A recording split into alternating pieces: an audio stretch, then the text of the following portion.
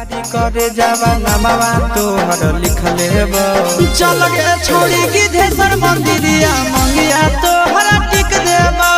चल गे छोड़ी गिद्धेश्वर मंदिरिया मंगिया तोहर टिक देब। मारी बोले डबा फारी करे जावा नमावा तोहर लिख लेब। मारी बोले डबा फारी करे जावा नमावा तोहर लिख लेब। चल गे छोड़ी गिद्धेश्वर मंदिरिया मंगिया तो